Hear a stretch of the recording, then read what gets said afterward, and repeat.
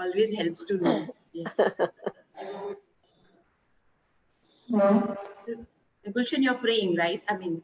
Yes, I am. Yeah. Don't worry. Yes. All is well. All is well. Yeah. Yes. Thank you. So are we going? Yes, ma'am. We've gone live on Facebook. You can start. Okay, fine. Good morning, everyone.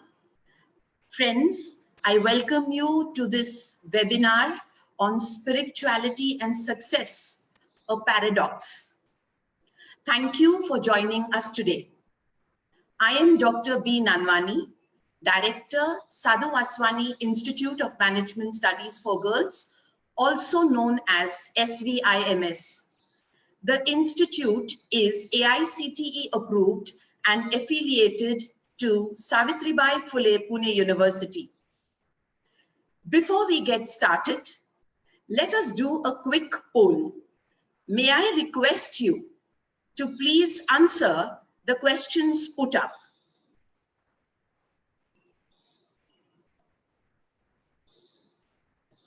I would urge you to respond to these questions.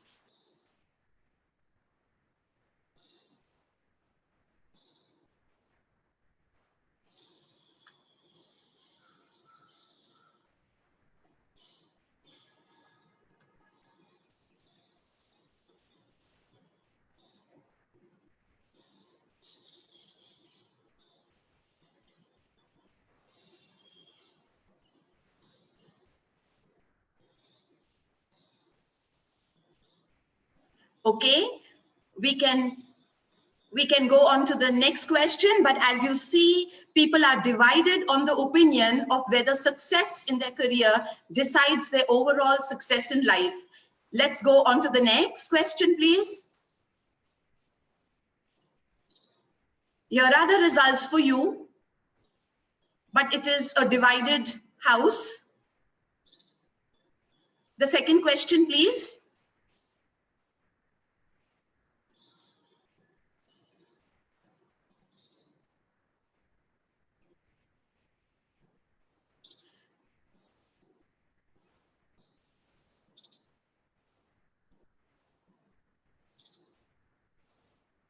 This question is, do you need to be street smart rather than adopt values or spirituality to be successful?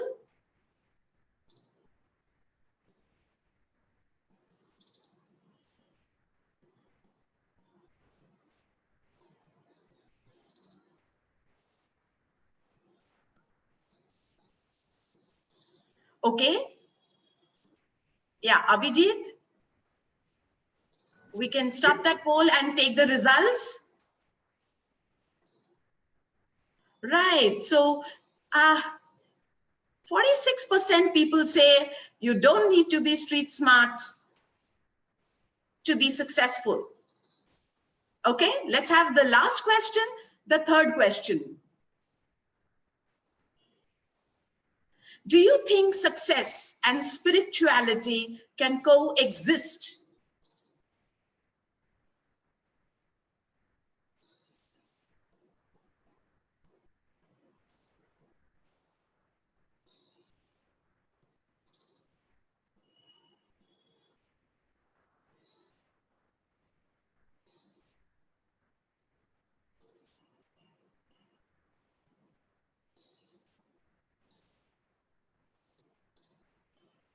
Okay, wonderful. We've got an audience which thinks that success and spirituality can coexist. Well, friends, yeah, the polls can be shut off now, please, Abhijit.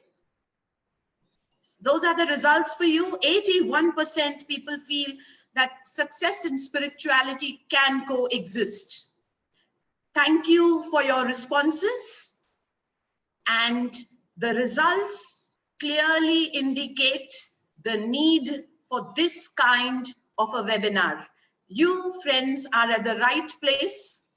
You will see whether your views are endorsed or whether you need to change your views about spirituality and success. Friends, I'm reminded of one of the greatest players of this modern generation. Messi. I'm sure you know about him. You know what this great player once said? He said, I am more worried about being a good person than being the best football player in the world. When I retire, I hope I am remembered as a decent guy. I like scoring. I like making goals, but I also would like and would hope people to be friends with me. I want them to remember me as a friend who played amongst them. That were the beautiful words of Messi. Friends, in a management institute, we are generally expected to make pupils successful. We are expected to make them competitive. We are expected to make them, go after success, develop a killer instinct and do all it takes to become successful. But SVIMS is in a different mold.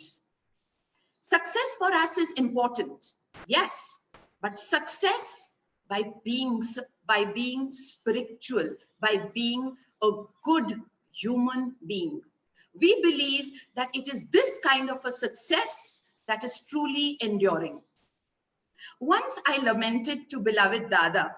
I told him, Dada, in all our educational institutions, all the time we are talking about values. We don't teach our children to become street smart. Other MBA institutes, other educational institutions teach their children to be street smart and successful. And Dada said, we will teach them to be street smart, but more important than that is to teach our pupils to be human beings. After a pause, he said, of what use is it to be street smart when the person has not learned to be a human being? Friends, we label ourselves as human beings, but truly enough, we have not learned what it is to be truly a human being. Today, we are here in this webinar to see whether spirituality and success can coexist. Are these two concepts a paradox? But we've got many eminent people here who can demystify that concept for us. But without much ado, I would now like you to hear beloved Dada, Revered Dada J.P. Vaswani's message on how to move mountains.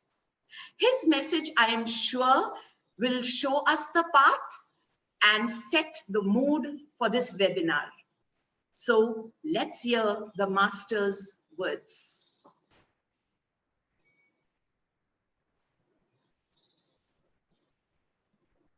Someone met me and he said to me, you are going to talk to us on how to move mountains. Is it possible to move mountains? Even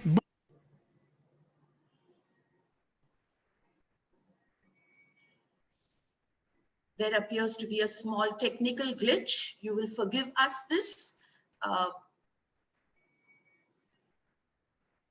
I so much miss beloved Dada in our midst. If he would be here, he is not there physically with us, but his messages are there for us. someone met me and he said to me, you are going to talk to us on how to move mountains. Is it possible to move mountains? Even bulldozers can't do it. Even power shovels cannot do it. Is it possible to move mountains? How can mountains be moved? And I said to him, my friend, the mountains I speak of are not mountains of rubble and stone. The mountains I speak of are the mountains of our weaknesses and imperfections, mountains of our mistakes and guilt feelings, mountains of our inferiority complex and lacks of confidence, mountains of our fears and failures and frustrations. Those mountains can be moved. We have the words in the New Testament speaking to his dear devoted disciples. The Master Jesus says, even if you have faith as small as a mustard seed, and if you say to the mountain, move, the mountain will move. But even if you had the faith as large as the mountains, and you go and stand in front of the Sahyadri range of mountains and say to the mountains, move, they will not budge even an inch. The mountains I speak of are the roadblocks that get in our way and obstruct our path to fulfillment and freedom, to success and victory. We are told that the best amongst us use only 1/10, that is 10% of our total brain power. The best amongst us use only 10% of the brain power. There are some who believe that it could be 1/5, that is 20% of the brain power. Either of them could be correct. But the question is, why can we not use 10% of the power that has been given to us? It has been given to us, it belongs to us, it is there within us. Why can we not use all the power, the 10% of the power that has been given to us? If only we used all the power that has been given to us, or even a fraction thereof, I think it will not be difficult to move mountains. There was a time when India stood on a pedestal of her glory.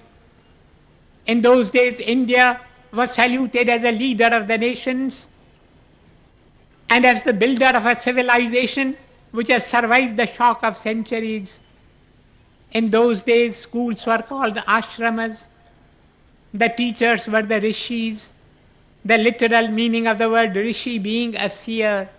The teachers were not men of books. They were not traders in words. They were seers of the secret of life, which they wished to communicate to their students. The students were called jignasus. The literal meaning of the word jignasu being seeker after truth. Every student had this search for truth, this search for the reality of life within his heart. And in those days, this was the one repeated teaching that was passed on to students in the ashramas.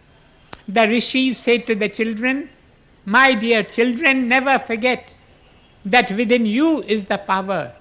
Within you is the potential. The potential lies hid within you. That tremendous power of the spirit lies locked up within you. If only you will learn to release that potential, if only you will learn to unlock that power, you will be able to move mountains. We have the words in the Bhagavad Gita speaking unto his dear devoted disciple Arjuna. The Master says, the Lord Sri Krishna says, Arjuna, I am seated in the hearts of all. Within the heart of every one of us is seated Krishna himself. Within the heart of every one of us is the Krishna energy. All we have to do is to release that energy, and we will find that it is so easy to move mountains. We have similar words in the Bible. The Bible tells us man is made in the image of God. The image of God is enshrined within the heart of every man. This God Shakti, this Krishna Shakti, this Christ Shakti, call it by whatever name you will. Names very often create confusion and discord. Call it by whatever name you will. This Shakti is there within every one of us. All we have to do is to unlock that power, is to release that Shakti, and we will find that we are able to move mountains. What is the way to release this Shakti? There are many ways of releasing this Shakti. Every man must follow the way that best suits him. But one very simple way, one very easy way of releasing that Shakti is hand yourself over to the Lord. Yield yourself to the Lord.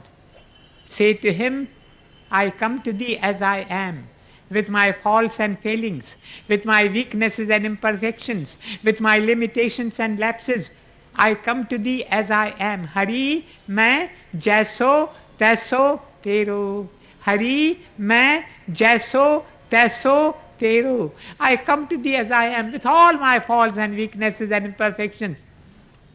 Accept me and make of me what you will. Make me, mold me, shape me, so that you are not ashamed of me. Use me as an instrument of Thy help and healing, a channel of Thy mercy in this world of suffering and pain. That great cosmic power will take you up and He will work wonders in and through you. Many things I could tell you, but my time has traveled fast. In the time that is yet left to me, I would wish to pass on to you practical suggestions on how to move mountains, on how to release this potential that is within every one of us. There is not a man on earth, there is not a living soul on earth that does not carry this potential, that does not carry this power, this infinite power of the Spirit, this immense energy of the eternal lies locked up within every one of us. How to release it? I would wish to pass on to you, if I have the time, I would wish to pass on to you 8 practical suggestions. There could be 80, but there is limitation of time. I would wish to pass on to you in the time that yet remains to me 8 practical suggestions. If only you will pick up one of them, you will be blessed, I will be blessed. Pick up any one of them. The first is, keep on reminding yourself of the truth. I am not this, I am that, so help me God. The second is daily practice of silence. What am I? What am I? The voice will speak to you. Tat tvam asi. The third is, whatever you do, do with awareness. Today we have become machines. We have become tools of our tools. And the fourth is, experience everything but expect nothing. The fifth is, keep on moving. Keep on moving. The sixth is, transcend the physical, try to touch the spiritual. The seventh is, if you are afraid of doing anything, go and do it. Go and do it. Dare to do it. And you will release the potential that is within you. And the eighth and the final thing, the practical suggestion which is very dear to my heart, help as many as you can to lift the load on the rough road of life. Let me close with the words of my beloved master Sadhu Vaswani. He said to us, did you meet him on the road? Did you leave him with the load? On the road of life, there are so many who go about carrying heavy loads. The loads are not merely physical. Millionaires and multimillionaires have met me with tears in their eyes. They have said to me, we carry heavy loads on our hearts, loads of grief, worry, anxiety, fear. Go and lighten the loads of others. Help as many as you can to lift the load on the rough road of life. At night, save a little time and meditate. During the daytime, as you come and stand on the battlefield of life, as you come and fulfill your obligations, as you come and do your duties, help as many as you can. And you will be abundantly blessed. Om Shanti, Shanti, Shanti. What a wonderful talk by Dada. As always, Dada is so relevant, so magical, so practical. It is no wonder then that people have been awestruck by his simplicity, his substance, and his sense. Thank you so much, beloved Dada. And now, let us turn to our inaugural speaker for today, our dearest Didi Krishan. How do I introduce Didi Krishan? Let me say this. Didi Krishan signifies spirituality. I say this because her life is a saga of selfless service to Gurudev, Revered Dada J.P. Vaswani. Seva is considered the most important aspect of spiritual practice. Why? Because seva emerges from bhakti. It neutralizes the ego and purifies. And like meditation and prayer, it connects one with God. So in Krishan Didi, we see a sangam of bhakti, purity, and God connectedness. Didi served Dada in a big way. She literally poured herself in taking care of Dada in every detail, and especially his health, without caring for herself or her own needs. Every Dada Bhakt is indebted to Didi because her seva in many ways allowed us to enjoy more of the Master's holy presence. Didi Krishan has got magnetism. The youth gravitate towards her and she galvanizes their energies into service projects and other programs that convey and carry spiritual nuggets. In fact, once Dada, while describing her qualities, said, Krishan is innovative, is dynamic, and sacrificial. So we have in our midst today a Dada intoxicated soul. Let me add here, Dada said that Krishan's motto of life is everything for Dada. We are privileged to have such a Dada intoxicated soul. Friends, it is the unseen hand of Revered Dada that guides every action of our beloved Didi. And therefore, I may say, we continue to feel the presence of Dada because he's working through and with her. Let us welcome simplicity personified, writer, leader, and working chairperson of Sadhu Vaswani Mission, our dearest Krishan Didi.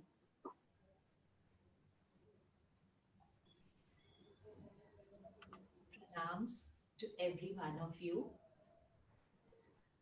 After listening to beloved Dada's musical, soul-stirring, uplifting, elevating voice, my heart is full and words simply don't come out. But I will try my best to speak a few words.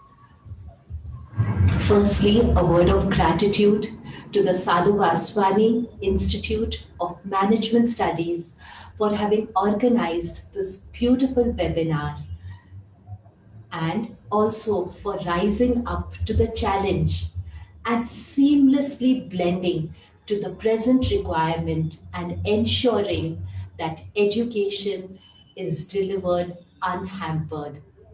I feel grateful to the director, Dr. Bhagwanti Nanwani. She's devoted, dedicated, dynamic, creative, and above all, a great achiever. Regarding the topic of the webinar, success and spirituality, are they a paradox? In my humble opinion, they are not a paradox. In fact, success and spirituality, they go hand in hand. It is an undisputed truth that no success is possible without true spirituality. My dear friends, and we witness this in the life of our most beloved and revered Dada. His life defined success. He did not chase success, but success followed him of his own accord. Courageously, he met every difficulty, every problem that came his way. And he found simple, meaningful solutions to overcome these problems. Not only was he courageous, but fearlessly and with faith, he explored new avenues. Unhesitatingly, he lent out, he extended his hand of helping to all who would like to walk the path of success. In every endeavor, he kindled a light so that others could walk. All this was possible because the driving force of his life was his unfailing connection with God. My very dear friends, let me start with a very small story. There was a villager. He stayed in a very, very remote village, but he had a very close cousin, in fact, his first cousin, who was a multi-millionaire, and he stayed in a five-star apartment on the 15th floor. One day, this cousin of his sends him an invitation. He tells him, "Why don't you come over and spend a day in my house?" This villager, he comes over, and this cousin is standing down to receive him. He is, of course, excited. And when this villager comes, he's so surprised to see everything around him. He had never seen such high buildings. And this villager is taken, he's escorted by this cousin of his to the elevator. And he just couldn't believe it that by just pressing a button, he could be whisked to the 15th floor of the apartment. He just kept on saying, "It's miraculous, it's amazing. How could you do this? How could you do this?" And this cousin, he just would not feel, he was completely elated. He went on describing to him all the marvels. He went on showing him one gadget after another. He went on describing to him all his achievements. Then he offered the villager a cup of tea and then said to him, "Let me take you down again. I want to show you the Question different is not heard. facilities that are Question is not available being in heard. our complex. We have a swimming pool, we have a clubhouse. Let me show them all to you." And once again, he takes the elevator to go down. And the moment they get into the elevator, at that time, now there is a power failure. And the door has already closed. And this villager, he begins to panic. He tells his cousin, "You just said that there is nothing that you cannot do, and you cannot make the elevator move. I'm so nervous. I'm feeling claustrophobic." And then it is that this cousin, what did he say to him? He said, "I must admit that all these marvels are possible only because of the electricity." Yes, my friends, beloved Dada said to us that it is only because of soul power, it is only because of spiritual power that success is possible. Let me share with you an unforgettable day in my life. I had, it was in fact on that day that I began to learn what success truly is. It was the day when the result of my matriculation examination was declared. Of course, I was nervous, but I was also eager to know my result. And I scored a distinction. I rushed to Dada to show him the result and to tell him how excited I was. Beloved Dada greeted me, he congratulated me, and then what did he say to me? He said, "Can I ask you one question?" I said, "Of course, Dada." He said, "What is it that you want in life? Do you want success? Do you want happiness? Or do you want money? What is it that you want? Success, money, or happiness?" And this set me thinking. Unhesitantly, I said to Dada, "Aren't success and money required to be happy?" Dada smiled. And what did he say to me? He said, "Success is necessary. Money is also required, but they both do not guarantee happiness. It is only a life that is lived to help others. It is only a life that is useful to others. It is only a life that is lived to be a blessing to others will give you happiness. And happiness is what everyone is looking for. Each person, that is the purpose, that is the meaning of everyone's life. It is the aim of human existence. And beloved Dada said, I have met so many successful multimillionaires who have come and opened out their heart to me, and they have said to me that they are far from happiness. In fact, many of them have said to me that sometimes they have even toyed with the idea of suicide because success and millions don't give them what they are looking for. Yes, my friends, many of us, we make that mistake that we feel that if we are successful, we have a lot of money, we amass a lot of money, we possess a lot of money, then we will truly be happy. Once again, I recall how a group of corporate leaders, they come to meet our most beloved Dada. At that time too, like how we are today passing through a difficult period, a challenging period, there was an economic recession going on. And these corporate leaders came to Dada for seeking his advice. And what did Dada say to them? Dada said to them, yes, you must be concerned about the financial crisis. You must be concerned about the economic depression, but you must be equally concerned about the spiritual recession that we all are facing. And if you set that right, automatically you will set the economic and the financial recession right. Today, many regard money as their God. Beloved Dada often reminded us that no man can count himself rich or poor by turning to his ledger. It is the heart that determines how rich or poor a person is. It is only when you share what you have with others, not just what you possess, but it is only when you share what you have with others.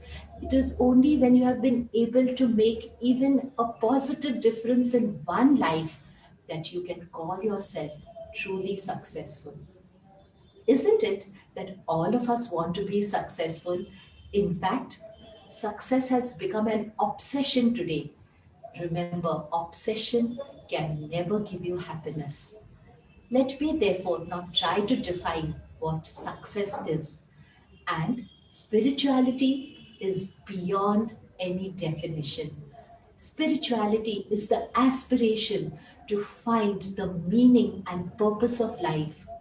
It is the awareness that there is much more to life than amassing millions, than accumulating wealth, than holding power, position, influence.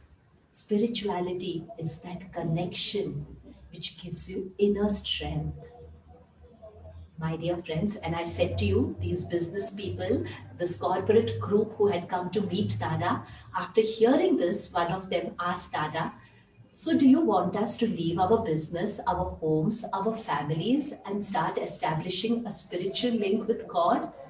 And beloved Dada said to him, no, you must do your business, you must stay in your homes, you must do your duties. But all we need to do is to give up our sense of I-ness and mindness. It is this sense of I-ness and mindness that is the root cause of our unhappiness. In fact, it is the source of all the negativities, of all the negative emotions that arise within us. Therefore, take care of every thought that arises in your mind. Remember, thoughts are the building blocks of life. Thoughts are the ink with which you are writing the destiny of your life. Be careful of your attitude because your attitude is formed by the thoughts you think. Be careful to see that your attitude is the right one, and it is your attitude that determines your altitude. Therefore, be careful of every single thought that enters your mind. Then Dada narrated to them a story. He said to them, one day I was just sitting and I saw a small child. The small child was struggling to wear his shoes. He tried to insert his feet again and again, but his feet just would not go into the shoes. He pulled at his shoes, he pushed his feet in, and finally he was really frustrated. Dada was observing the child and he offered to help. The child was too happy. Dada took the shoes, examined them, and then he pried his fingers inside the shoe. And what did he find? That there was something which was stuck inside. He pulled it out, and the boy, the little child, had rolled his socks and put them inside his shoes. And those thick socks didn't give him enough space to insert his feet in those shoes. And Dada said to the corporate leaders who had gathered together similarly, we fill our minds with negative thoughts of anger, of fear, of anxiety, of jealousy, of greed, of hatred. With all those negative thoughts, our minds are so full that there is no room in it for contentment, for joy, for happiness. We just need to remove all these thoughts, to uproot all these thoughts from our minds. And I remember whenever I used to shampoo my hair, beloved Dada used to ask me, have you shampooed your mind? Remember, you take so much care of your body, but every day, begin your day by shampooing your mind. Fill your mind with positive thoughts and unclutter it from every negative thought that holds it captive. Then, again, beloved Dada pointed out to a magnetized piece of steel that was kept in front of him. And Dada said, with this magnetized piece of steel, I can lift up iron particles, even which are more in weight than the piece of this magnetized steel. But if this piece of steel is not magnetized, it will not be able to lift up even a feather. Magnetize your mind with thoughts of God, with thoughts of purity, with thoughts of service, with thoughts of love, with thoughts of compassion. And you will see that not only will you be happy, but you will spread that happiness, that feeling of elation, contentment. He said in English, we have the word success, but in Hindi, we have a better word, safalta. You will find that your life is truly fulfilled if you fill your minds, if you magnetize your minds with God. How beautiful and how simple. Dada always said to us that the second principle we must remember is that our minds, they are usually distracted. Therefore, let us give our minds a definite direction. Especially when we are youngsters, today we aspire one thing, tomorrow we aspire another thing. Today we select a particular stream, we say we want to choose these subjects. Tomorrow we want to switch over to another stream because we feel that stream may be more lucrative, the times have changed. Beloved Dada said, no. Follow the calling of your heart, follow your passion, and believe and achieve. Believe in yourself, have faith in your abilities, and you will see miracles happening in your life. Did you not hear him?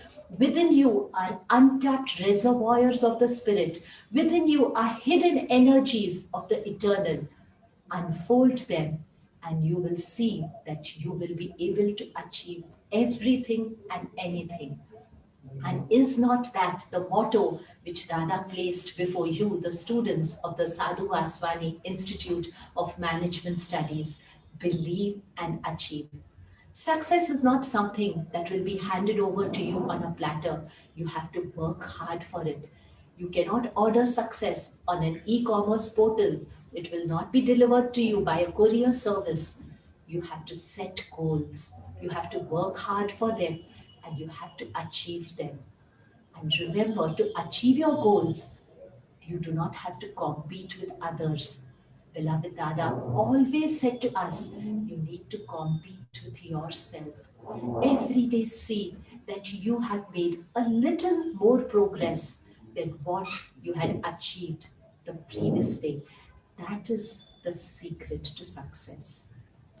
Do not try to run others down. Do your best. Put in your best efforts and leave the rest to God. He will definitely reward you. To us, to many of us, success is amassing wealth, is getting power, position, fame, name. But beloved Dada had a wonderful definition of success. He said, success is being happy and making others happy. Success is experiencing love, being loved, and sharing that love with others. And success is being in harmony with God's cosmic laws, being in harmony with all those around you, and above all, being in harmony with your own self. Today, it is the spirit of harmony, the spirit of peace that is missing. Therefore, families are breaking, marriages are breaking, homes are breaking, nations are breaking. We need to develop the spirit of harmony if we need to be truly successful.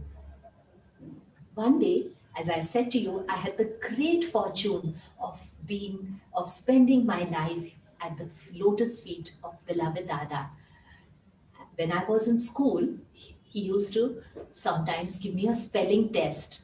And I remember one day when he gave me a spelling test, he made me write the words illness and well-being. After I had spelled them correctly, Dada told me, "Can you tell me what is the difference between the two?" I said, "Yes, Dada. Illness is when I feel sick, when I feel miserable, when my body does not cooperate with me. And well-being is when I feel healthy, strong, when my immunity is strong." Dada said, "That is true. But shall I tell you what is the difference between sickness and between illness and well-being? It is in two words, I and we. When you focus on I, you invite illness. When you focus on we, you invite well-being.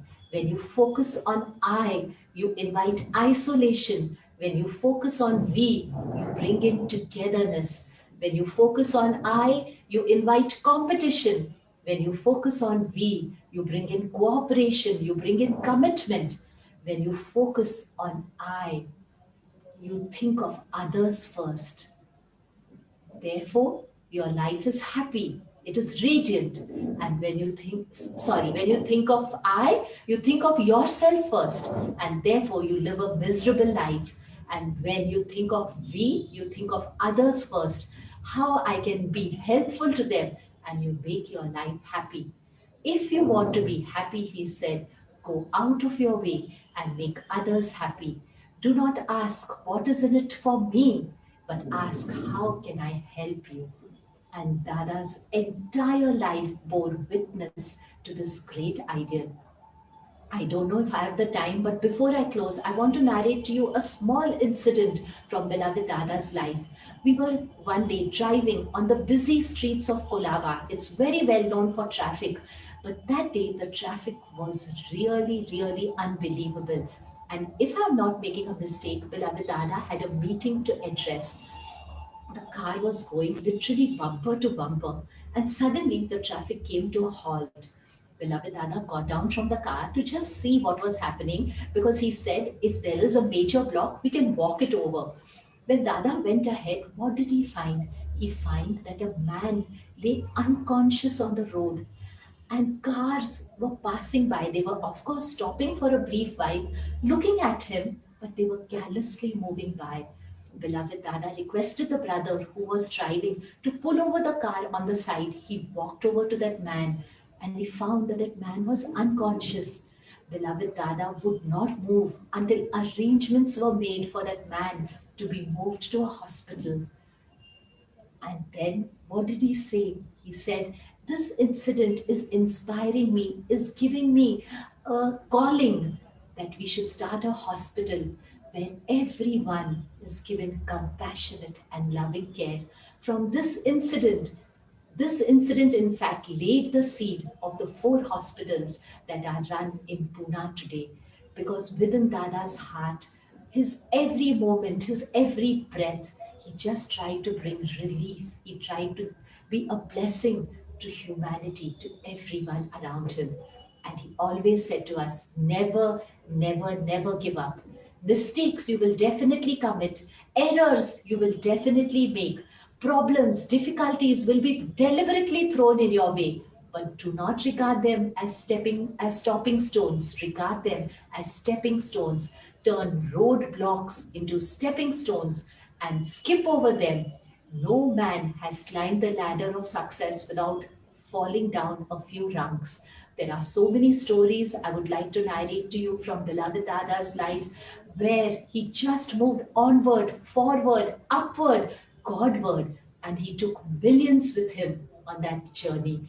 But I do not have the time. But I said to you, the reason behind all this was his unbroken connection with God.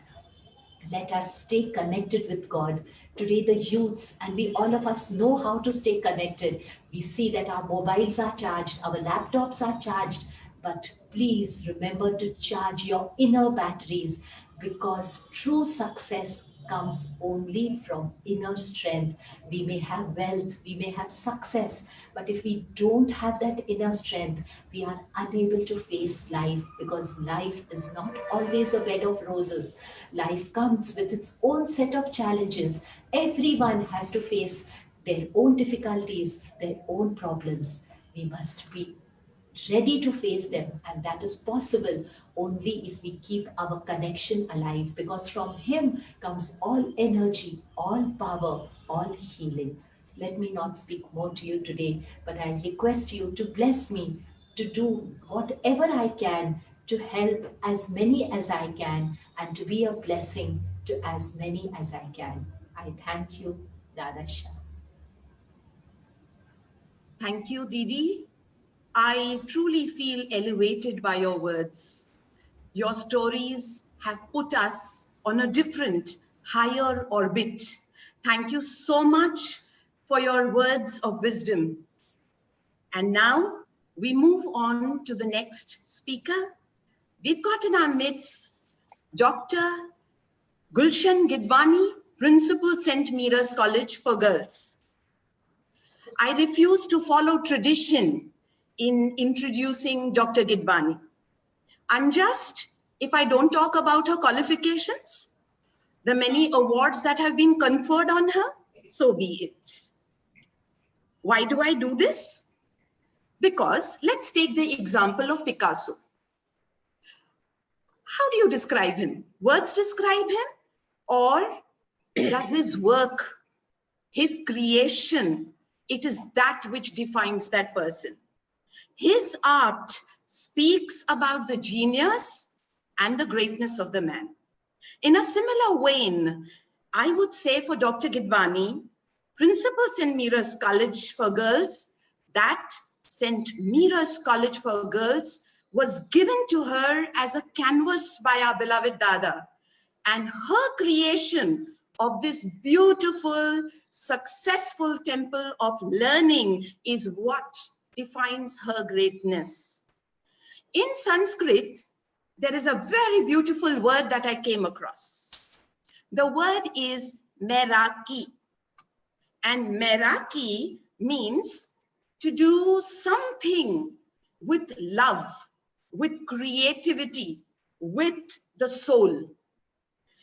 It means to put something of yourself into your work. Dr. Gidwani's work is a yagna. She has put so much of herself in building St. Mira's College for Girls as an educational temple of learning and excellence. I am not going to tell you all the awards that the college has won, but enough to say that it is among the top 10 emerging colleges of this century. Need I say more? Welcome, my dear Dr. Gidwani. The stage is all yours. Thank you, Bhagwanti. Thank you for that very heartfelt introduction. I don't blame you because you're my student. I think you have that feeling for me. Thank you very much. I'm afraid. I'm afraid to start now because I am coming in just after Didi Krishna Kumari. And Dada said, if you are afraid, go out and do it. And so I will go ahead and do whatever is required of me. Thank you. I'm not able to see the screen. I'm unable to see the screen. Is everyone able to see? Yes, ma'am. We are Yes? able to clearly hear you and see you. Okay, okay. Yes, thank you. Okay. Thank you, thank you. Okay.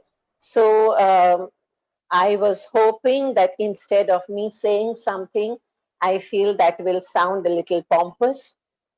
I would appreciate it if some questions can be thrown to me and maybe I can answer those. Can I have some questions put to me maybe so that it is a little more relevant? I don't want to speak about I, me, myself. Is Dr. Okay. Nanvani available? Yes, Yes, yes. yes, Okay. yes. So tell Sure, us. ma'am. Yes, I think Vindhya is taking over. Yes. Oh, Yes. oh, yes. So, ma'am, the first question that comes to our mind is we would want to ask you how relevant is success to you and does it motivate you? Yes, of course. Success is as relevant to me as to anybody else. I feel success is measured in relation to the goals you have set for yourself. Would a child study if the child did not expect to pass an exam? Would Arjuna have aimed at the eye of the fish if he did not expect to success? Success is very relevant.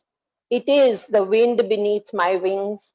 I I do seek success because whatever I do, at the end of the day, I have to evaluate and see whether the effort that I have put in towards the goal that I wanted to achieve, whether that has been achieved or not. The only thing I feel is that it is necessary for each one of us to define what success means to us. For me, money has not been a measure of success. In fact, this morning, my nephew was speaking to me, and when I told him about this topic, he said, strangely, money does not motivate me either, so long as I am above need. And to be very frank, we have all grown up in a family where we could do with a little more money. We have gone through want, we have gone through deprivation. But as he mentioned, he said, if I had a little more money, instead of writing with a normal pen, maybe I would have used a Mont Blanc pen. If I, instead of wearing regular shoes, I would have worn shoes which cost maybe a lakh of rupees. So money is really not important. For me, believe me, I still don't know what is the salary that goes into my account. And when I was speaking to somebody who was telling me that they've not received an increment for a number of years, my office staff told me, ma'am, do you know you have not received an increment for the last 7 years? I've reached the height, the peak of the salary bar. So money is not a motivator. What is important for me and how I value my success is that I should make a difference in the life of some of my students. That is my measure of success. Yeah. Ma'am, the next question that comes from us and the audience is what is Panch Mantra for success and spirituality for you? Okay. So if I had instead of Pancha Mantra, which is 5, if I had just one, it would be that I need to stay connected. I am not the kind of person who can work without charging my battery. And how much of energy I'm able to receive, that is how much I'm able to give out. So every morning when I wake up, I feel I need to connect to the source of all energy, to the source of all success. I need to ask for help. And when I ask for help, when I knock, the door is opened. When I ask, it is given to me. So I seek wisdom, I seek guidance every single day. And at the end of the day, the practice I follow is that I go over the activities of the day and I try to see where I went wrong, where I was right, where I could have done things differently. Because if my response to every stimulus year after year for 60 years and more is the same, I would not view that as a success. So I must be able to review what I have done each day and see if I need to do it differently. So, what is my learning from each day? I must have some takeaway from it.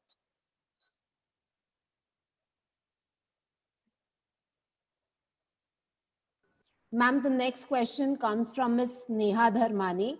She asks you, could you tell us about an incident with beloved Dada that taught you what success is? Okay, I think, and it's true, everyone knows it. It's not just that I think. Every decision of my life, it was Dada who guided me.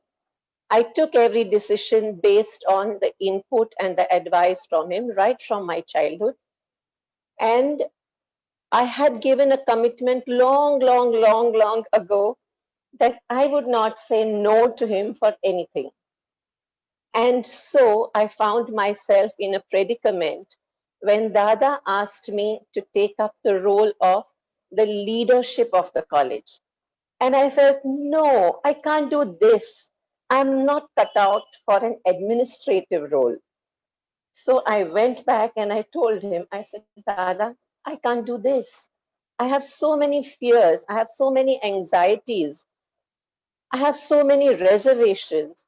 I feel I am not the kind of a person who will be a good administrator. I love teaching. I love going to the class. I love being with the students. I and for 6 months after that post was given to me, every single day I went back to Dada and said, "Why me? No, not me." I had so many seniors who had been my teachers, and I was afraid it would affect our friendship. So I told him that. I said, I'm also afraid that you have been the principal of this college and it's very sacred. I don't know whether I will be able to reach up to your expectations. And like Dada said in his speech, if you're afraid of something, go ahead and do it. But he also said one more thing to me. He said, success and failure is not for you to decide. It is for you to do your karma. Do your karma in a spirit of surrender. Don't feel that you are the person who is working. Feel that there is another power who is working through you. And if you work in that spirit, see, success is a lousy teacher. It seduces you into thinking that you can do nothing wrong. Surrender is a smart teacher. It teaches you that the Guru can do nothing wrong. With the Guru by your side, if he is working through you, there can be no failure. And so in my office, my staff will bear this out. I have Dada's table with me, the table he used when he was principal of the college. And whenever I feel there is something that is beyond me, I go and keep those files on that table. And then the wisdom, the guidance that comes to me from within is what I feel he would like me to do.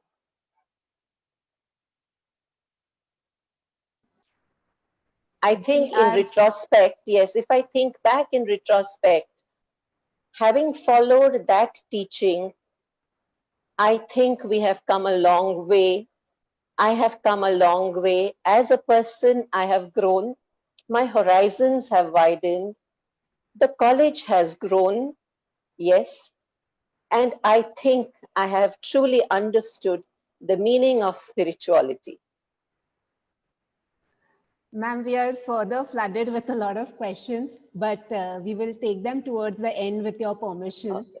Okay. And I must mention my deep sense of appreciation to you, ma'am, for demonstrating how you really took spirituality and success together and how you imbibed Dada's teachings in your life. Thank you so much, ma'am. We would now move on to decode the algorithm of success and spirituality with our young Turks amongst us. And before I move on to introducing our first speaker, I would want to ask you all this question. How many of y'all would jump at the opportunity of joining Amazon? Please send a yes to us in the chat. I can wait for 2 seconds. All right. So yes, I see a lot of yes coming in. Whoa, thank you. Our next speaker, I may introduce to you Ms. Lavina Khemchandani, works in product marketing at Audible, which is the audio entertainment division of Amazon. In her role, she takes care of the strategy around product experience, the app experience, and the research required for it. Lavina ma'am, may I request you to take the screen from here? Thank you so much.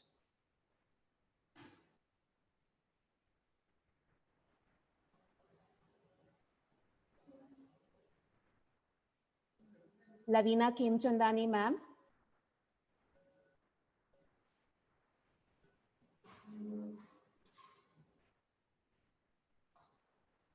Okay, we can, Lavina ma'am, you need to unmute yourself. Till that time, let me tell you all our 4 speakers, the young Turks that we are going to hear today are all from USA.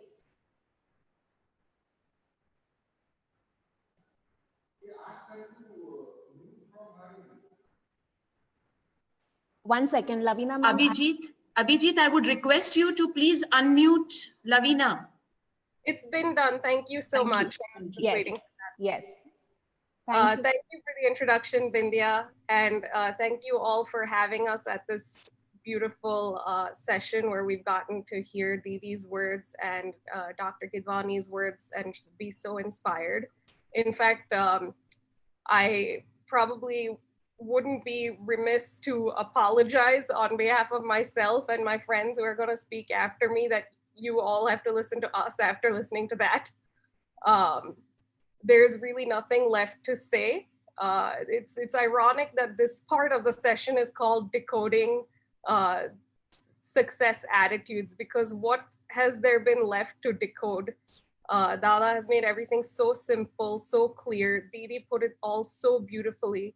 And Dr. Gulshan reinforced it so dynamically that there's really nothing left for us to say except echo it and parrot it. So instead of doing that, let me just give you a couple of examples from my work experience at Audible, at Amazon, and before, that sort of just shows how in practice these ideals that Dada spoke about, that Didi spoke about, and ma'am spoke about, really play into giving you not only spiritual fulfillment, but actual success in your career as well, material success. So let me start with what Dada mentioned, faith moves mountains. And even Gulshan ma'am's note that she made about having consulted Dada in every decision and trusting him to make every decision for her, that is how faith has moved mountains for me as well. I got this role at Amazon through Dada's blessings, with his permission, with his guidance. When I got the offer from Amazon, I had a few doors open at a few exciting tech companies as well. I was in my second round interviews with Google and last round interviews with Twitter and Facebook, and Amazon calls with the offer. I made that recruiter wait 2 full days until I had Dada's blessing and permission that this was the right opportunity for me. And once I got his answer and took that opportunity, there was no looking back. There is no second guessing God's decisions for you. Once you have faith and once you take that lead from your God, from your guru, everything falls into place. You don't second guess that what would have happened if I joined Google, what would have happened if I joined Facebook. And really, you find evidence all along your journey that what happened for the best. God put you, your guru put you exactly where you needed to be. So as Dada says, make God your partner, make Dada your partner, and you can ask for no greater success. In fact, when I joined Amazon, about a week later, it came in the news that Twitter laid off 1,000 of their employees and their stock price fell in half. Facebook was also in the news for all the wrong reasons. I'm sure you guys are familiar with the Cambridge Analytica scandal.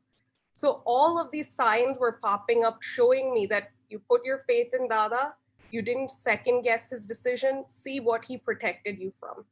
So always have that faith and always put your tough decisions to God, make him your partner and he'll solve them for you. That brought me where I am today to a job that I love doing. The second thing that I wanted to build on, Didi mentioned, remove I-ness and my-ness from your vocabulary. And she gave that beautiful analogy of the words illness and wellness, where there's illness, where you start with I, there's competition, where you start with we, there's cooperation. In my case, when I learned, at least for a moment, I can't say that I learned it permanently because these things you have to keep relearning, these spiritual ideals, and that is how you find success. But whenever I have adopted in a moment, in an incident, that we spirit, that humility, and abandon the I have found greater success coming my way. So let me tell you about a time when I was about a year and a half into this job, and 2 girls on my team who were at the same level as me, they got promoted before I did. And my first reaction, opposite of humility, total failure at learning Dada's teachings. It was the typical, why them, why not me? What did they have? What did I not have? As soon as I stopped and reflected and reminded myself that what would Dada want me to think in this moment? How would he want me to respond? I realized that what is this I am thinking of? What is the sense of entitlement that I should also have gotten promoted? Instead, let me be humble. Let me see my success in my friend's success and let me learn from them. Maybe there's something they're doing that I can also learn and grow stronger in. And as soon as I shifted that attitude from I to we, those 2 girls became 2 of my closest friends. They were my allies. And when I needed them to vouch for me, I didn't even have to ask. They're the ones who made the case for my promotion in the next cycle. So literally corporate success depends on relationship building, and relationship building depends on that we-ness, that cooperation that Didi spoke of. So there's literal, tangible reward to following these spiritual ideals. Another one that Didi mentioned was that attitude determines your altitude. I found that to be so literally true in my career. I mentioned that before I got the role that I have now at Amazon, I was, actually, I don't think I did mention, I was at Verizon, a telecom company here in the US. And the reason I left, I have to confess, is that one person on the team, she started becoming negative. She started complaining. And it spread, it was like a stack of dominoes. Once she fell, the rest of us fell in turn. She was negative. The rest of us who until a minute ago had no complaints about the place, about the team, about the boss, we all realized we hate this place too. We have to leave now. And really it happened that everyone on that team within a year left and the team disbanded. That was the effect of one person's negative attitude. Here at Amazon, I've been much more aware and much more alert about Dada's teachings that if you change your attitude, you can change your environment, you can change your life. The more I've internalized that teaching, the more I've been able to weather the ups and downs that are they're the signature feature of life in the corporate world. Someday the finances are up, someday they're down, someday the leadership is good, someday it's bad. There are times when the project you're working on or the strategy that you're operating under is something that you believe in, that you think is a smart strategy. Sometimes it seems completely idiotic and you're like, why am I here? I'm speaking from experience, happens very often. But as long as you maintain a positive attitude throughout those ups and downs, throughout those mountains, as Dada described them, you will attain success. You will attain that altitude that Didi mentioned. There were so many opportunities at Audible where if I had been negative, or if I had let the negativity catch on and influence me, I would have left the place. I would have missed out on awards. I would have missed out on promotions. I would have missed out on hundreds of friends.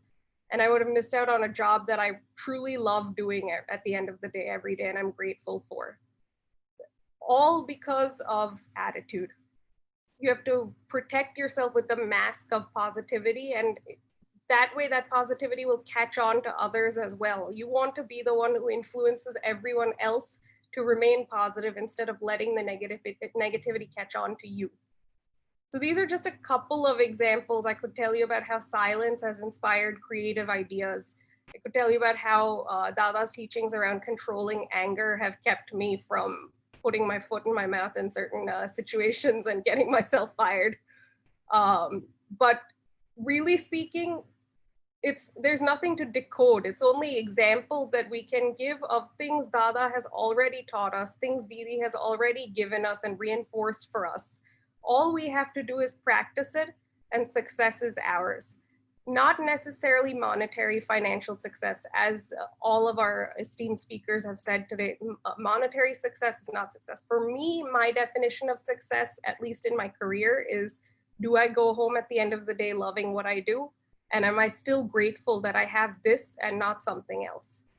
And these attitudes that spirituality instills in you, of positivity, of faith, of humility, they ensure that you end your day happy with what you're doing, loving what you're doing, and grateful. And what greater success is there than that? Thank you all very much.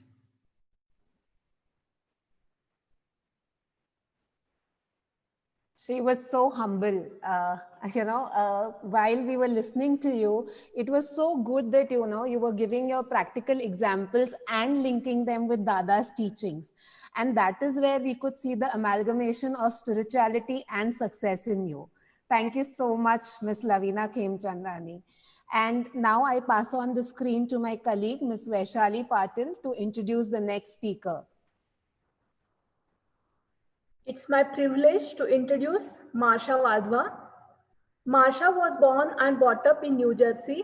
She attended Boston College, majoring in finance, accounting, and information systems. After college, Marsha worked as an assurance associate at PricewaterhouseCoopers, then transitioned to a corporate accounting position at Chubb Insurance.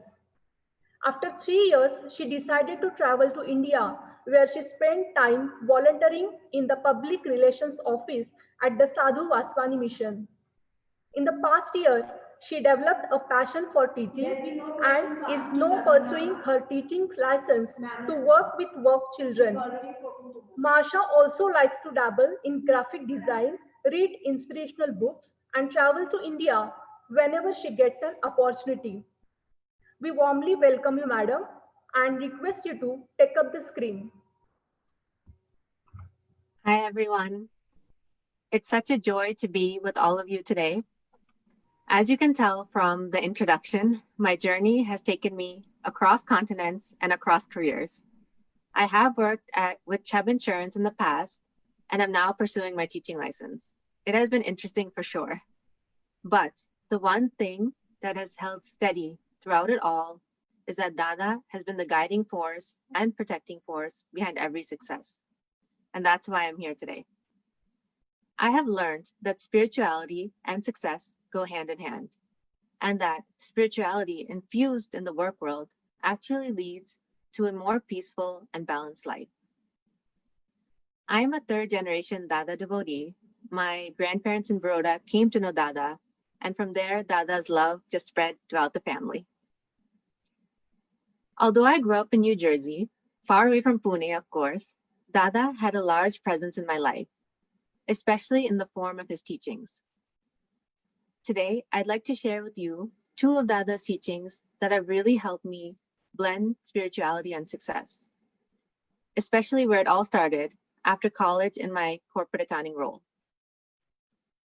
So the first teaching of Dada's was connect with the greater power. When you enter the work world, it can appear daunting. Additional responsibility, reporting structure, coworker relationships are all new. But I have found that by keeping an inner cultivated relationship with Dada, it's been a lifesaver. Just calling on him in times of need has been something so beautiful and helpful and amazing. And he's there. I'll just share with you a small example. Requesting information from a coworker in a bad mood can be quite scary, especially if you don't know them well. So in my mind, I would tell Dada, come Dada, let's go. Let's talk to this coworker together. And I would take a deep breath and head over. Surprisingly, that day and those instances when I would call upon Dada, that coworker would happen to be in the greatest mood, or the information would be readily available. Reaching out to your guru or God or the universe in your times of need, it's just magical. Magic just unfolds in front of you. Spirituality helps you realize that you're not alone and that there's a greater power out there, and there are greater forces out there that want you to achieve and reach your goals and have success. So that's been a really influential teaching in my life, and something that grows stronger and stronger with each experience. The second teaching of Dada that I want to share today is always be truthful. Some may tell you it's not practical in such an environment. Even I've been told that. It's okay to tell a white lie or twist the facts. It's what everyone does. But I found that through following Dada's example and Dada's teaching of honesty, that success and inner peace can go hand in hand. And truly, it's been an ideal combination. At my corporate job, because I was honest with my managers about any mistakes I found in my work, or any questions I had, or deadlines I couldn't meet, or even reasons why I wanted to take a day off, they came to trust me, and it built really strong relationships. Gaining management trust led to a cycle of good things. The trust enabled me to grow in confidence, which allowed me to go above and beyond the duties that were assigned to me and helped me become recognized as a key team player. This foundation of honesty that stemmed from Dada's teaching really was strong, even so much that at the end of it, when I told them that I was leaving for India, one of the senior managers told me that he would be willing to help me out if I ever wanted to come back with a job in that company. And that was a huge blessing. Spirituality helps you remain true to your values in a world that can be competitive and sometimes chaotic. I know it's a common thought that to achieve success, there's no time for spirituality, but I have found that spirituality creates more opportunities for success. For instance, in my case, by sticking to my values and cultivating a relationship with a higher power, it helped me become more balanced and made my goals and visions more clear. Leaning into spirituality helped me navigate the real world. I couldn't imagine going through my work experiences without Dada's teachings. They have helped me keep peaceful throughout the ups and downs, and I think that's one of the biggest differentiators when looking at success versus the combination of success and spirituality. It's a beautiful journey, and I'm still learning, and I'm filled with gratitude to be blessed to have spirituality as my support system. And I look forward to incorporating it more and more in my life. Thank you all.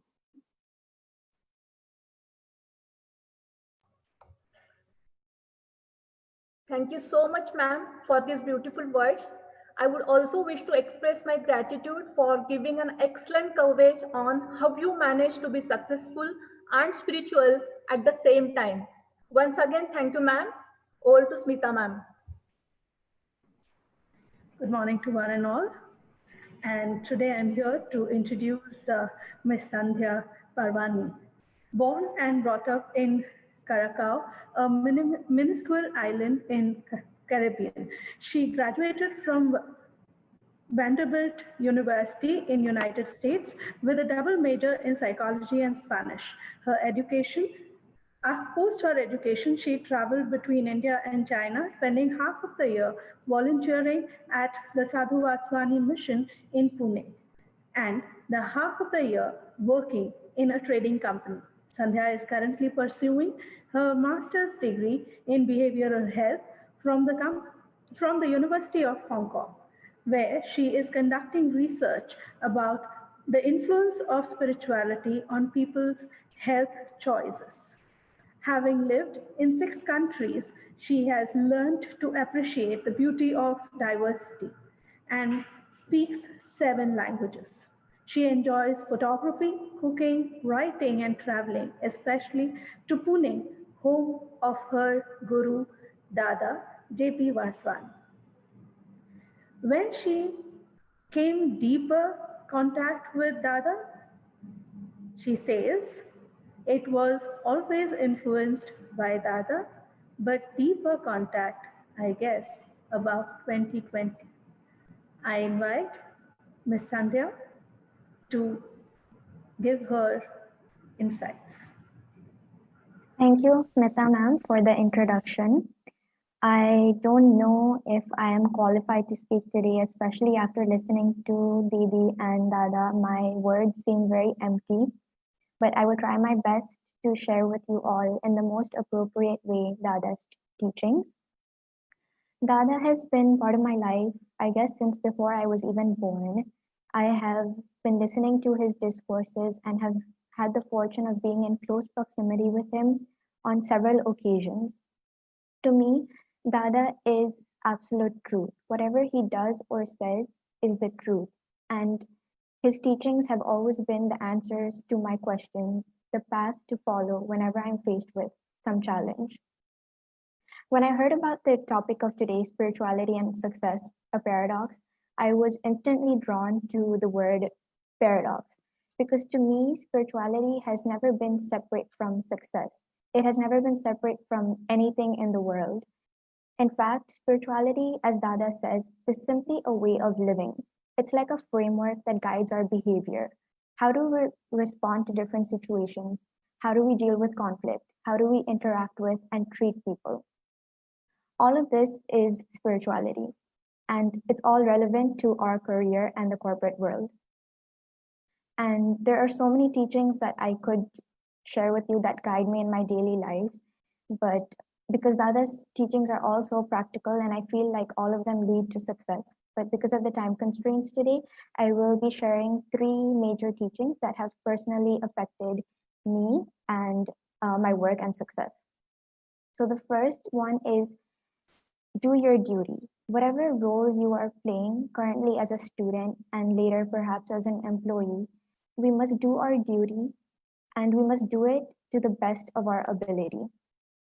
In our academic and professional life, we are assigned so many different tasks and we always have an option. We can do an average job or we can put in our best effort. We can work wholeheartedly given the time and resources we have. But Dada says, do your best. It is only those who do the best that achieve success. A few months ago, I was working on a project with a couple of peers, and we had to come up with a program for adolescents who are suffering from stress and emotional disturbances. For some reason or the other, one of my group members did not do her part, and I thought, okay, I will do her work for her. And initially this was frustrating and I was overworked and I said to myself, I'm just going to do the minimal amount of work to complete the project. But immediately I heard Dada's voice saying that no, Sandhya, you have to do your best. And I thought to myself, I can't give up. If I give up, firstly, I'm not doing my duty as a student. And secondly, I'm not being true to myself. It is only when you do your best that you can realize what you are capable of. You unleash different skills and you tap into that potential that Dada and Didi spoke about earlier today. Dada said we have the potential to even move mountains. So I did overcome the fear. I took that extra step. I did my work to the best of my ability. And from all the groups who had done their work, our group was given the opportunity to propose our program to a company so that it could be carried out in reality. So just imagine if I didn't think it was my responsibility to do my best, if I didn't do my duty as a student in the best way possible, this would not have happened. Do your best. And the second part of this teaching is do it, leave the rest to the Lord. There are times we do our best. We work tirelessly, we try to be as perfect as possible, and the outcome is not received well. I remember when this happened to me a few years ago, I was completely disappointed and dejected. And I thought to myself, what's the point of putting so much effort when you can't even be sure that the outcome will be successful? So I continued doing all my projects to the best of my ability, but I always was preoccupied with the thought of what if it's not good enough? What if the person who is evaluating my work is not satisfied with my work? And this prevented me from actually doing my work to the best of my ability. One day I heard Dada's Upadeshas in which he said, do your best and leave the rest to God. And this really struck. From that day onwards, I have redefined what success means to me. Whatever work I do now, I do it with the belief that whatever happens is meant to happen. Sometimes we are not in control of the outcome, but God has the most perfect plan for us. So this doesn't mean that I'm passive or I don't take action and I don't put in my best. I still do. As Didi says, we need to work for our success. But I'm not controlled by the fear or the worry of the future or how the outcome will be. To me, success now is knowing that I did my best. I stayed true to my values. I tried to be a good person, regardless of what the outcome is. We have our duties as a student or an employee, but our first and foremost duty is being a good human being. So do your best, leave the rest to God. And the last teaching that has helped me is turn to God. Dada has repeatedly asked us, turn to God in times of uncertainty. And because we have created this paradox of spirituality and success, we think this is unrealistic. How will God help us? How will God help us to make a business deal or to write a proposal or to promote a product? But God has the answers specifically for you. And Dada says God speaks to us through ideas. Just a few weeks ago, I was working on my master's dissertation, and it was the middle of the night. I was racing against a deadline. I got stuck at a certain point. I didn't know how to analyze or present my data. And I called out to Dada. I said, Dada, I don't know what to do. And I just stepped away from my computer. And within a few moments, I randomly got an idea in my head. And I thought to myself, this has definitely been sent to me by Dada because I could not have come up with it on my own. And this is just an example of the countless number of times I feel like I've been spoken to, I've gotten an idea. Because when I look back at my work, I don't think it's been done by me. I feel like someone else has taken over. We just have to be receptive to the belief that God speaks to us and God knows what is best for us. So do your best, leave the rest to God, and turn to God in times of uncertainty. These are the three main teachings that have helped me to be successful. But like I said before, Dada has a treasure of practical suggestions that all lead to success. And we are still learning, and we hope to follow Dada's teachings so that we can be successful. Thank you. Thank you, Sandhya. It was wonderful to have such a young person talk about such big experiences and implementing them in life in such simple ways. So, Sandhya, you giving us insights on do your best, trust your values, turn to God, and trust that the God has the best for you has been one of the most wonderful exposures from a very young person of late in my life. Thank you so much. Thank you so much, Sandhya. Now I call upon Vindya to introduce the next speaker. I'm sure it is the dream of most of us to taste success like Mr. Manav Lalwani has. At this young age, he's the executive vice president at American Spray Tech, a contract manufacturer of personal aerosol spray products based in New Jersey. As executive vice president, he leads commercial activities covering research and development, sales and marketing, and customer service. Hold your breath. He also takes care of the innovation drive at the company to proactively develop creative and trailblazing products for the consumer market. In spite of so many responsibilities at work, what he enjoys is the opportunity to serve the society, to read books, and to travel. Mr. Manav Lalwani, we welcome you and I request you to take the screen. Good morning, everyone. Thank you so much. You know, Dada used to tell us that a woman's heart will lead us onwards. And after listening to such inspiring women leaders, I am no one to be talking to this audience.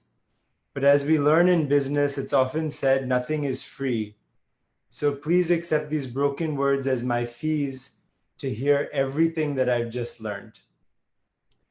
When I was going through my college education, one thing that was constantly drilled into me was this sense of responsibility that for the education that I was being given, it was my responsibility to go out and make big change in the world. People kept drilling this into me. So when I graduated, I felt, how am I going to change the world? What am I going to do to really just make everything better? So as I was finishing my education, I was entertaining various ideas of where to work, what to do. I thought of maybe working for Google in India or other companies, until one day my parents came to me and asked me, why don't you join us in the family business? We can all work together and do something. After researching education in India as part of my academic studies, suddenly I ended up in a career about hair products. I struggled to find my motivation, wondering, what was I doing here? One day, my father, in his wisdom, from his experience, called me to his office. And he said to me, here are a stack of paychecks. I want you to go to the factory floor and find who each of these paychecks belongs to and give them their paycheck. It seemed like a pretty mundane task. I went out into the factory floor, started to find the people whose names was written on the envelopes. And as I did this task, I started to ask them to tell me a little bit about themselves, about their families, about what they had planned for the weekend ahead. And slowly but surely, I became invested. Week after week, I did this, and I became invested in them, in learning from them. And slowly but surely, I came to understand that the harder I worked, the more effectively I worked, the more opportunities we could provide for people to, with self-respect, work hard, earn a living, and improve the lot of themselves and their families. This idea of serving those who work for you, they may seem like they work for you, but if you actually take it in your heart that you're serving them, it's a motivation like none other. Dada has told us, Dada said in his talk earlier, how lifting someone up is the best feeling. If you're given the precious opportunity to lift someone up, we should take that at every turn. So this is where I found my motivation. Once we were sitting with Dada and he told us, employ your work as worship and offer it to God, and in so doing, you will make progress. And this completely changed my perspective on what it meant to change the world. And really, that before changing anything else, my interior world needed to change, and I needed to use my work to do that. So having found my motivation, then it became, well, how do I become effective at the job that I've been given? And I remembered one of the things that Dada would tell us, actually, when he would talk about parenting, he would say, many people would ask Dada, how do I make my child do this, or how do I teach them to be a good person? And Dada's answer would always be, you have to be the example. Many of us, when we join our careers, if faced with a situation that we don't think was handled well, or we see office politics or whatever, we say to ourselves, when we're the boss, we will be totally different. When we're the boss, we're going to do things differently and everything's going to be done right. And somehow when we're given that responsibility, we forget all of those feelings and things just continue as normal. But if we can remember Dada's teaching to be the example, then truly we can achieve success by lifting everyone together. What we found is that a team's strengths and weaknesses are often a reflection or exaggeration of their manager's own strengths and weaknesses. And when you see your own weaknesses, when you're confronted with your own weaknesses as they're manifested in your team, that then gives you the opportunity to improve them yourself, so that your team also improves in turn. If you expect your team to respond to emails promptly, then you better be responding to emails promptly too. And in this way, Dada has used the work to teach me how to work on my many, many weaknesses. Secondly, to be effective, as many have said before, making God your friend is so important. Being the boss's son, it was very hard to find a true friend at work. Every mistake I made, every move I made was in the public eye. And so how to find true lasting friendships in the midst of that environment? But there's that one friend who will always be with us, and that is Dada. And I'd say even better than making Dada or God your friend is to make God your boss. In our office, there's a cabin and it has 2 desks. One of the desks belongs to my father, and the other desk was meant for me.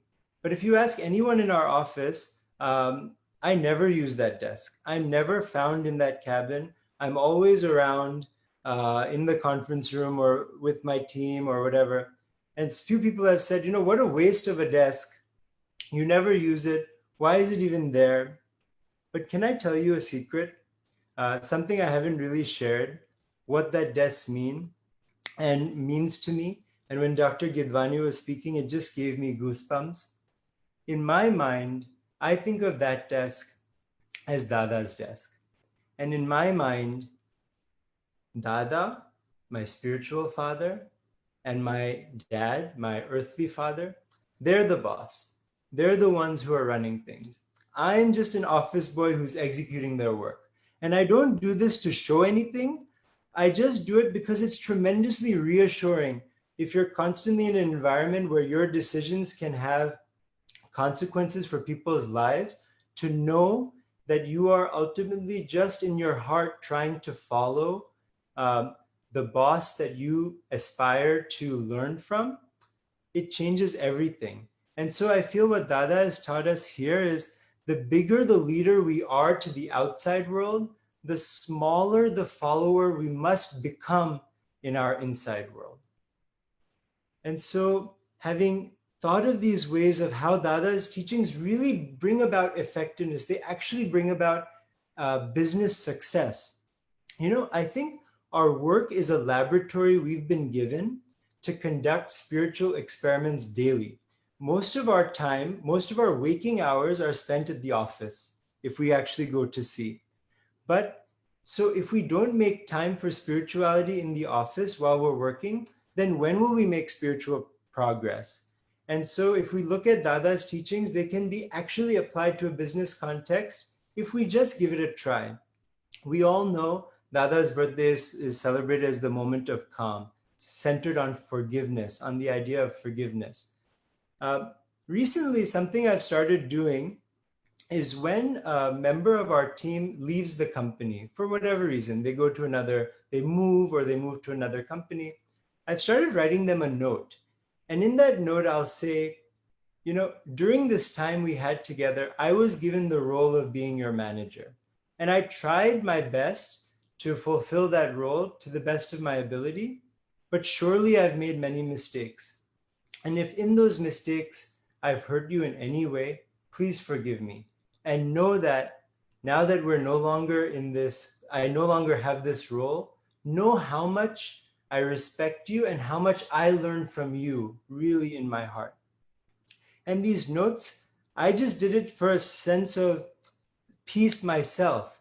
But the response to these notes have been incredible in terms of what it means to people just to be seen as an equal, to know that we are not caught up in our titles, but that we are all just families, we're all just children of the same God, of the same Father.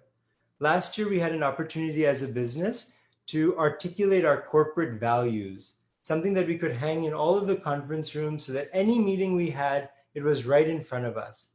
And when we did that exercise, we were thinking about it and we said, what's at the heart of our company? And the only thing we could think of is Dada. And what is Dada but love? So can you believe what we have in the conference rooms of our whole company is American Spray Tech, the company's name, we're propelled by love. Now, it may seem odd to talk about in a business context, so we explain it a little bit. What does it mean to be propelled by love in a business context? Well, when you have love in your heart for your people, for your partners, whether it's your customers or your suppliers, and for your products, that's how you gain the success, the material success that everyone looks at. It starts from a place of love, and it manifests by creating efficiency, by taking responsibility, by fostering innovation. These are the actual business principles that all find their root in just bringing love to the workplace. So Dada's teachings have relevance, and in fact, they are necessary not only for the happiness that we feel as individuals, but even for what the world defines as success. To conclude, I'll just tell you a story from a couple of years ago that just made me laugh. I found myself a few years ago, and it was completely unexpected for a small company like ours to have this opportunity. And a few years ago, I found myself in Paris, and I'd just given a presentation on hairstyling trends at L'Oreal in their headquarters. This is coming from someone who the only hair product I've ever used in my life is amla oil, okay? And now I've just gone to L'Oreal and given them a whole presentation. You know, in 2021, the hair trend is going to be curly. Take note. In 2022, it's going to be wavy, this, that. And then after the presentation, you know, everyone was really excited. And I just sat back and I said, you know, Dada, I said, God, what a sense of humor you have. You've put this person who has no idea, who had no background in this position to suddenly talk about hair, about hairstyling, about hair color. But you know, even God's jokes have mercy. Even their jokes have lessons in them. And so in the midst of ever-changing hair trends and hairstyles, if Dada has been able to show me his true beauty every single day, I can't even imagine. Someone like me, if I'm able to see this, and if he's showing someone who's so full of faults like me this, then I can't even imagine the wonders he will reveal to each and every one of you in your careers. And I really look forward to the opportunity to hear each one of them. Thank you so much. Dada Sham. I must say, in you, Mr. Manav Lalwani, I see a true disciple of Dada. It was so evident then that in every decision that you took for professional success, if I may call that, there was spirituality that you followed. Dada's teachings were truly very evident in every decision of yours. And while you were talking, you took us on a visual journey throughout your entire professional journey. Thank you so much. with this, I would want to conclude the session, because the questions that we have been getting from the audience have already been answered and covered very well by all our speakers. We are overwhelmed to listen to all of them, and all of them giving us such beautiful examples. Our beloved Dada J.P. Vaswani, for those of us who have lived with him, who have spent our time with him, we know that he's the epitome of love to us. He was one person that whenever you faced a problem, each one of us felt, let us go to Dada and just talk to him. Merely talking to him would relieve you from that stress, would relieve you from that problem. And today also for me, it is personally true, when I visit Samadhi, every solution to my every problem is given to me in few seconds. That is the aura, that is the blessing that Dada has left for us. And through Krishnadi, if I may say, we still have the mentor with us, guiding through us in all the trials and tribulations that we face. I would like to thank all my team members for making this program a success, along with all our speakers, Krishna Didi, Dr. Gidwani, Mr. Manav Lalwani, Ms. Lavina Khemchandani, Ms. Sandhya Parwani, and Ms. Marsha Wadhwa. In the end, I would like to thank ICC Cable Network for live telecasting our webinar. Thank you so much. Have a good day and take good care of yourself.